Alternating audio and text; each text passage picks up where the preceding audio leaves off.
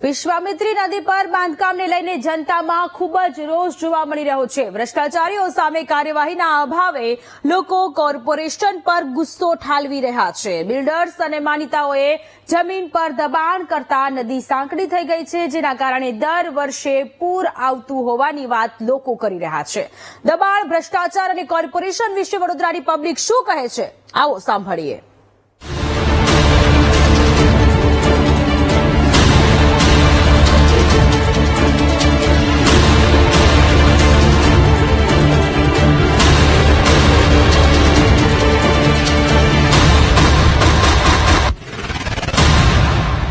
તેરની યાદી આ તો ફાલતુ છે। વડોદરા શહેરના લોકોને માત્ર મૂર્ખ બનાવવા માટે આ કરી રહ્યા છે। આજ સુધી વડોદરામાં એવો એક પણ નેતા નથી થયો, એક પણ નહીં, કે એવો ભડવીર હોય કે જે કલેક્ટરને કે કમિશનરને એવું કહી શકે, મિસ્ટર કમિશનર, મિસ્ટર કલેક્ટર, આ દબાણ તોડો। અગોરા મોલને લઈને જે કઈ વાત ચાલે છે, ક્લબ હાઉસ ને ફલાણું ઢીકણું, હું એવું કહું છું કે આખું તોડવું પડે।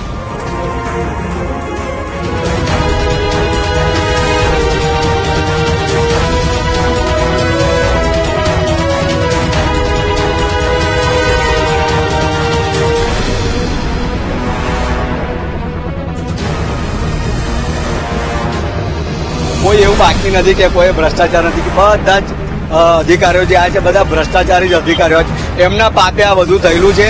બધા તલાવો એ લોકોએ પૂરેલા છે એમના કહેવાથી।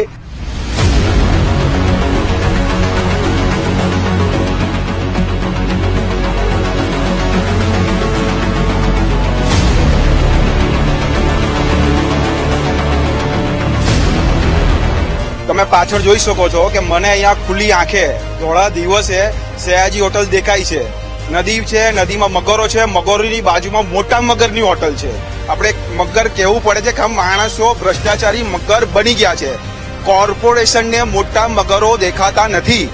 વડોદરાના નાગરિકોનો જીવ જોખમમાં મૂકવા માટેનું કૌભાંડ એટલે હેતુફેરનું કૌભાંડ। એટલે સ્પેશિયલી ભાજપના કોર્પોરેટરો, ભાજપના મંત્રી રહી ચૂકેલાઓ, ભાજપના ધારાસભ્યો પોતાના ખિસ્સા ભરે છે, માલદાર બની જાય છે। તો ત્યાં આગળ તમે મોટી મોટી બિલ્ડિંગો બનાવી દીધી, તો એનું શું? તમે જેને રજા ચીઠી આપી હોય અને તમે કાયદેસર કરો છો, તો તમે ગેરકાયદેસર શોધશો શું? આ ઝાડપાનને શોધશો ગેરકાયદેસર?